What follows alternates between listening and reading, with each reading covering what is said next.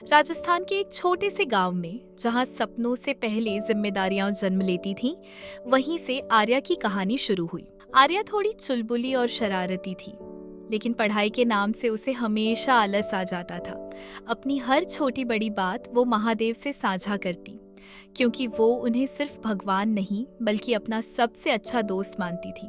और शायद महादेव उसकी बातें सुनते भी थे, क्योंकि हर बार किसी न किसी रूप में उसे उनका साथ महसूस होता था। आज की कहानी भी कुछ ऐसी ही है। आर्या की सबसे अच्छी दोस्त थी दिव्या। जहां आर्या थोड़ी नटखट और बेफिक्र थी, वहीं दिव्या समझदार, मेहनती और हर काम में आगे रहने वाली लड़की थी। पढ़ाई हो, स्कूल हो या खेलकूद, शायद यही वजह थी कि दोनों एक दूसरे से बिल्कुल अलग होकर भी सबसे अच्छे दोस्त। जहां एक तरफ दिव्या रोज सुबह जल्दी उठकर समय पर स्कूल पहुंच जाया करती थी, वहीं आर्या का हाल बिल्कुल उल्टा था। वो अक्सर देर तक सोती रहती और या तो स्कूल के लिए लेट हो जाया करती थी या फिर कई बार आती ही नहीं थी। रात भर फोन चलाना तो जैसे आर्या के लिए आम बात बन चुका था। और ऐसी ही एक सुबह अलार्म की लगातार बजती आवाजों से परेशान होकर वो किसी तरह उठ तो गई, लेकिन नींद भरी आंखों के साथ महादेव की मूर्ति की तरफ देखते हुए बोली, आज स्कूल जाने का मन नहीं कर रहा। वहीं दूसरी तरफ दिव्या रोज की तरह समय पर तैयार होकर स्कूल भी पहुंच चुकी थी। उसने मन ही मन तय कर लिया कि आज वो स्कूल नहीं जाएगी। फिर आराम से घर पर मैगी बनाई और उसे खाकर आलस से लेटकर आराम करने लगी। तभी उसके पास उसकी दोस्त दिव्या का फोन आया। कॉल उठाते ही दिव्या ने परेशान आवाज में कहा, आज स्कूल आना कंपलसरी था। इंस्पेक्शन है आज, निकाल देंगे तुझे स्कूल से। क्यों नहीं आई तू? दिव्या की बात सुनते ही आर्या के चेहरे का रंग उड़ गया और वो घबराई हुई आवाज में तुरंत कहने लगी, ओह शिट, ये मैं कैसे भूल गई? आर्या अच्छी तरह जानती थी कि अगर अटेंडेंस इंस्पेक्शन में उसकी एब्सेंट लगी तो उसे स्कूल से निकाल दिया जाएगा। यही सोचकर वो बुरी तरह घबरा गई थी। उसके कुछ समझ नहीं आ रहा था कि अब वो क्या करे। स्कूल जाने के लिए भी बहुत देर हो चुकी थी। अगर जाती तो एंट्री नहीं मिलती।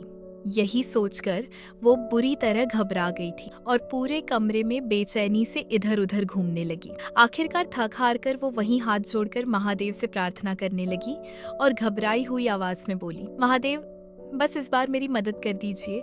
आगे से मैं पक्का ऐसी गलती दोबारा नहीं करूंगी। क्योंकि वो अच्छी तरह जानती थी कि अगर उसे स्कूल से निकाल दिया गया तो घर वाले उसका फोन भी छीन लेंगे और उसकी शादी कराने की बात भी शुरू कर देंगे। और आर्या ऐसा बिल्कुल नहीं चाहती थी। तभी अचानक उसके फोन पर एक नोटिफिकेशन आया, जिसमें लिखा था कि किसी कारण से अटेंडेंस इंस्पेक्शन आज नहीं बल्कि कल किया जाएगा। पहले तो आर्या को अपनी आंखों पर यकीन ही नहीं हुआ। उसने तुरंत दिव्या को फोन लगाया। तब दिव्या ने बताया कि जो टीचर्स इंस्पेक्शन के लिए आए थे, उनमें से एक टीचर सीढ़ियों से नीचे गिर गए थे, जिसकी वजह से इंस्पेक्शन को आगे बढ़ा दिया गया। ये सुनते ही आर्या ने राहत की लंबी सांस ली, क्योंकि अब उसे स्कूल से नहीं निकाला जाएगा। आर्या धीरे धीरे महादेव की मूर्ति की तरफ देखने लगी और मन ही मन बोली, महादेव, ये सब आपने ही किया है ना? तभी उसे ऐसा महसूस हुआ मानो कहीं से आवाज आई हो, चुप हो जा बदमाश, तेरी वजह से मुझे क्या क्या करना पड़ गया। ये सुनकर आर्या हल्का सा मुस्कुरा दी। उसने प्यार से महादेव की मूर्ति की तरफ देखा और धीरे से कहा, थैंक यू महादेव, मैं प्रॉमिस करती हूँ आगे से ध्यान रखूंगी। फिर अगले दिन सुबह नहाकर और अच्छे से तैयार होकर वो मंदिर गई। मंदिर पहुंचकर उसने महादेव का धन्यवाद किया और उनसे वादा किया कि अब वो मन लगाकर पढ़ाई करेगी और आलस बिल्कुल नहीं दिखाएगी। महादेव से बातें करना आर्या को हमेशा से बहुत पसंद था, इसीलिए वो कुछ देर वहीं मंदिर में बैठकर उनसे अपने दिल की बातें करती रही और पूरे मन से उनकी पूजा भी की। उसके बाद वो वापस अपने घर चली गई। घर पहुंचकर उसने पहली बार सच में मन लगाकर पढ़ाई की। अब वो मजबूरी में नहीं बल्कि खुशी खुशी पढ़ने लगी थी। अब आर्या हर रोज सुबह समय पर उठकर खुशी खुशी स्कूल जाने लगी थी। धीरे धीरे उसने फोन चलाने और आलस करने की अपनी पुरानी आदतें भी कम कर दी। पहले जो लड़की पढ़ाई से भागती थी, वही अब पूरे मन से पढ़ाई करने लगी थी। उसके टीचर्स भी उसके इस बदलाव को देखकर हैरान थे और घर वाले भी उस पर बहुत गर्व महसूस करने लगे थे। धीरे धीरे उसकी मेहनत रंग लाने लगी और इस बार उसने अपनी कक्षा में पहला स्थान हासिल किया। आगे चलकर भी उसने कई इनाम जीते और सबकी तारीफें पाई। इस कहानी से हमें यही सीख मिलती है कि आलस इंसान के लिए बहुत बुरा साबित हो सकता है। भगवान आपकी मदद जरूर करते हैं, लेकिन मेहनत आपको खुद ही करनी पड़ती है, क्योंकि बिना मेहनत किए जिंदगी में कुछ भी हासिल नहीं किया जा सकता।